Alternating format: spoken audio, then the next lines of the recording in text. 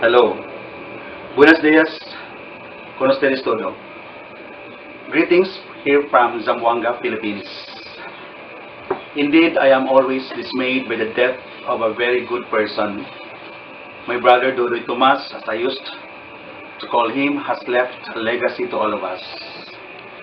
When my sister-in-law called me up, I didn't mind to answer it because the number seemed like a trick or scam without thinking that it was coming from abroad. It was at a time when I was also very sad to lose a colleague in teaching who died of cancer at that very morning, right after our visitation. I was called up by Manang Tita, my sister-in-law, here in the Philippines, informing of the call from abroad that Dodoy Tomas has passed away of cardiac arrest. I was so speechless that I couldn't believe it. Then in my mind, I began to ask question, why God has allowed things to happen like this? He was such a very kind and wonderful brother. Yes, that was very sudden incident that had happened. But God has answered me saying, in the book of Romans chapter 8, verse 28, and it says, and we know that God causes everything to work together for the good of those who love God and are called according to His purpose for them. My brother Dodoy Tomas is the closest brother that I have among the six of us. I could just remember I was then 10 years old when I was the Bible bearer during their wedding, and I was also living with them sometimes. When I was in my college days, it was a privilege because I was living with them, and I was able to remember that he was one of the instruments where my faith in God was nurtured.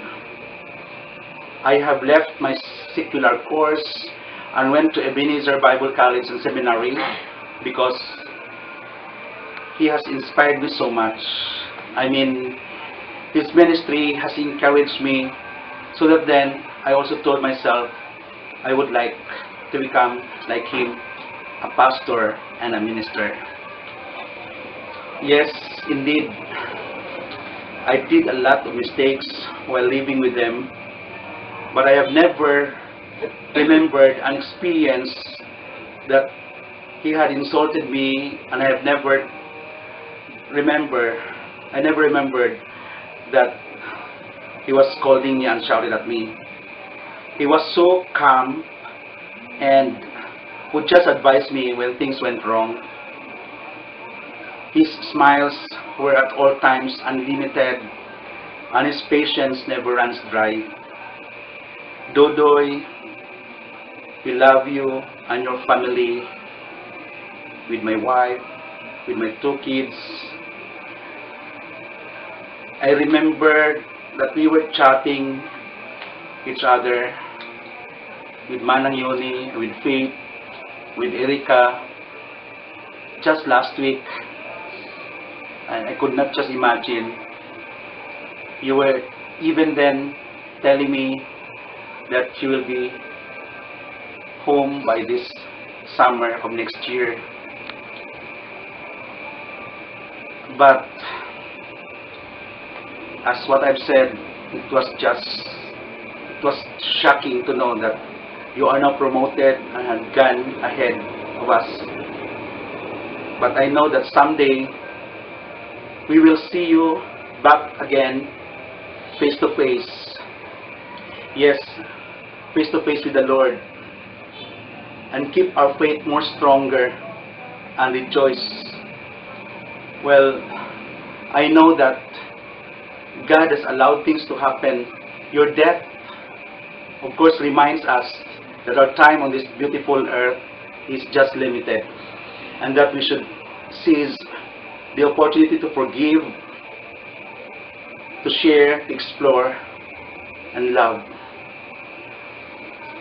I would like also to bring the message from Manong that he was also so shocked, but was telling me that we have to accept everything because this is God's will, and we know that someday we'll be meeting each other. Just my regards to Papa and Mama in heaven, because I know that you already have reunion with each other. To Manang, Faith, Orbel, Jenny, let's just keep strong with our faith, because this is not the end of everything. We will advance ourselves with a grand reunion someday to see our loved ones in heaven. Maraming pong salamat. Thank you.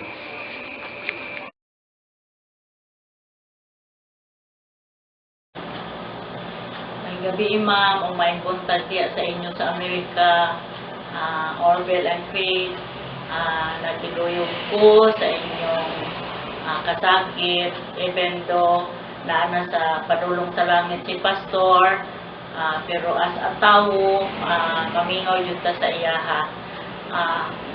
Ma'am, pasalamat yun ko sa inyo ha ni Pastor, kay kung wala siguro mo,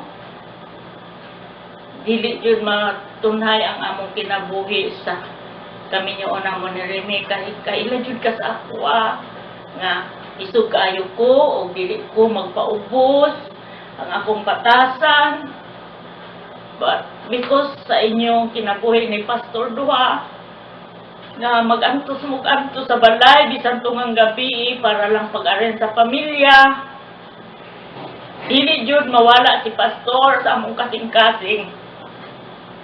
O bisan pa man nga nawala na siya, tuan na siya, gikuan na siya sa Ginoo, but still sa akong kasing-kasing naa siya diya sa Amerika, wala siya namatay, wala siya nawala. Daghan kaayo, ma'am, ang mga remembrance ni Pastor nga gihimo sa akong pamilya, sa akong mga anak, sa kinabuhi ni Alan, nga buluyagon, o karon nahimo na siya nga matinumanon diya sa Ginoo tungod sa kinabuhi ni Pastor, nga mapailubon siya nga pakamaayo sa among pamilya, ang spiritual life jud yang gihatag sa pamilya. Sa kabatan-on ako, ma'am, sa una kaila ka, bisan si Pastor, mapungot na sa ako, kasabaan ako, kay gahi ko gulo, but ang balang espiritu, maujud ang strong ka na ko hantod karon, kamo, ikaw kamong duha, ang nakahatag o kinabuhi, nga diha jud sa Ginoo para sa akong pamilya, sa akong mga anak, kay Rodel, kay Bubong, kay Faith, kay Alan, kay Noel, naghatag mi o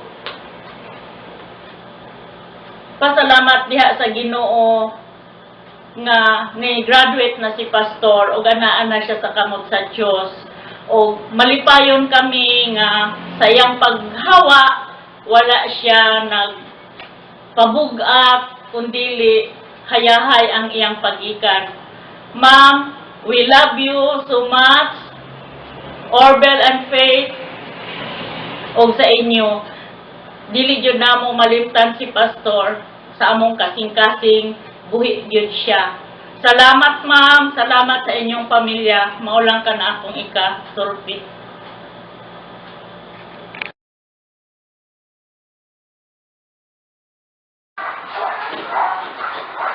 Mayong buntag, ikasubo na kong dako sa pag-asa po ng kanilang Pastor. Kumamos sa diyan ang tanan, ang kami. Kasama ko sa gamay na pulong, pabilin na mo kinabuhi din sa kalong-kalong lo. Fired ko nga pinagi kang pastor ako kay sinatabang sa mong kinabuhi. Labi na sa kaminungan na mo ni Merna. Daw iya yung gidasig na dili mayo ang pagapuyot-puyo. Kumala sa mga kapulungan sa pulong sa Biblia na dili kayo angay nga mga puyo-puyo na dili pa makasal. Mika ni pastor, siya kayo ang nagahimo niini, siya nag-aaghat kanamo ug salamat kayo na bisan ini nga katapusang dutlo siyang kinabuhi na pabilin gihapon ang ako nga pagpangandoy unta nga ibalik sa dinhi sa Pilipinas aron makigduyog sa labi na nga magatapat kami nga magharmonika diya sa simbahan. Salamat gayud. Ani lang po to.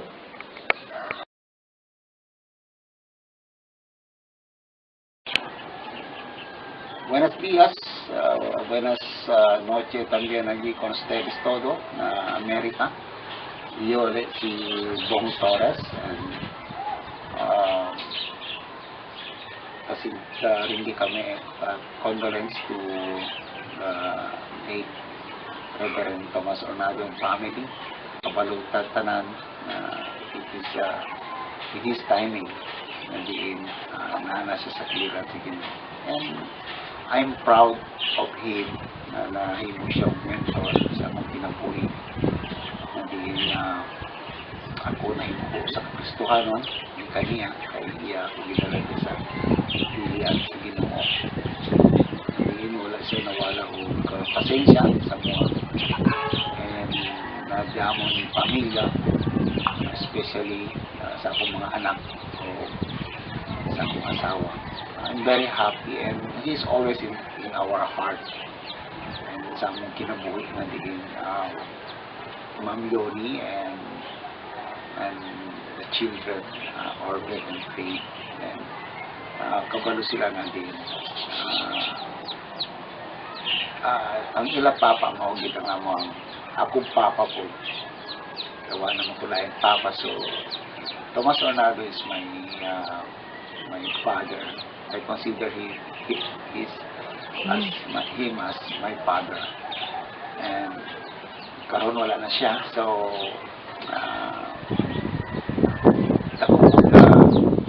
butang nawala.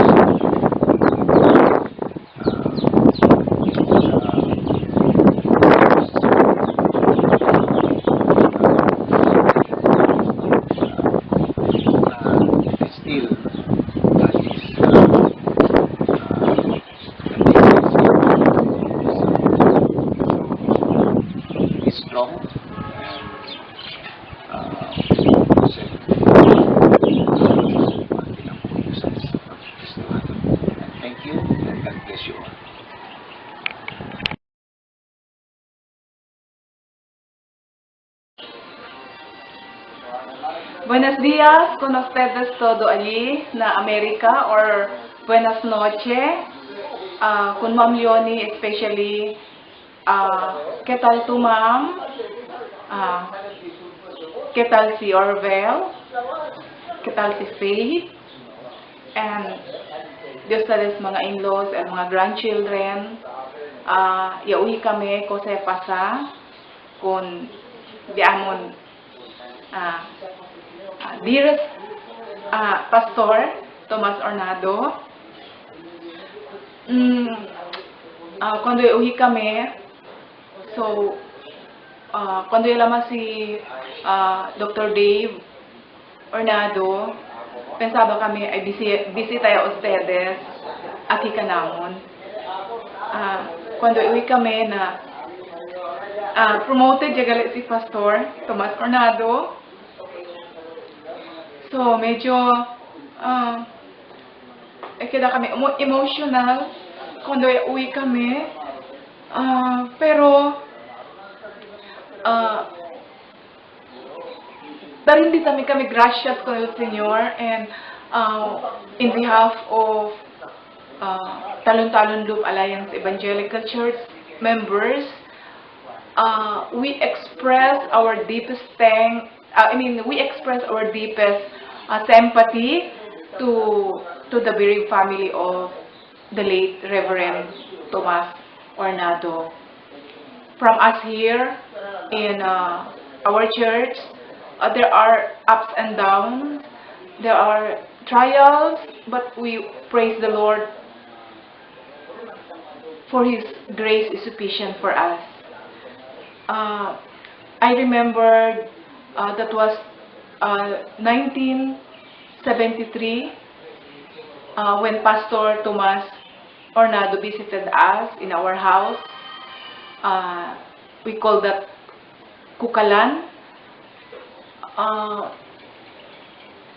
He shared to us about the salvation, and through him we are now saved, because Pastor Tomas and Ma'am Leonie ushered us to believe, accept, have faith to the Lord Jesus Christ as our Lord and Savior. And we want to praise God for our whole family are now serving the Lord. Though si Edmar is not with us because Edmar is in Cagayan de Oro, but Winrisa is now registered nurse, and I'm so happy and so blessed and so proud of her. And because of God's grace, Winrisa now having her title as registered nurse. And Marwin, my our youngest, is still in his college, finishing computer science. And as we continue to wish that Pastor Tomas Ornado can visit us again here in the Philippines, but now he is there, promoted. He's now with the Lord, and we would like to say congratulations. At parang naiinggit kami dahil si Pastor is now with the Lord. While we know in our case, we know that while we are still alive, we will still undergo trials, we will still undergo pain, and some of this there will be still hurts in the future. But we have the Word of God, the Lord Jesus Christ is telling us that do not fear, for I will not leave you, nor I will not forsake you. I will be with you always to the very ends of the earth. And so for Ma'am Leonie, especially to Ma'am na ninang namin sa kasal, naalala niyo Ma'am, akorda to Ma'am na iyo si Marisa Torres, Eldemio husband si Bobong Torres, and my children are Edmar, Marwin, and the last is Winrisa. So, because of you, until now, we still have that faith, we still have that assurance, we still have that hope that someday we will meet again. That someday we will see again, as we will continue the race, we will continue to fight for our salvation, and as you Ma'am, our Ninang, and as we can say, our mother here in Talon-Talon Loop Alliance Church, we miss you so much. We miss you and we love you so much. To God be the glory. God has a purpose, and someday, if you're still alive, Ma'am Leonie, we will meet again, and as the Lord will continue to bless us. God bless you, Ma'am. God bless you, Orville. God bless you, Faith. We miss you.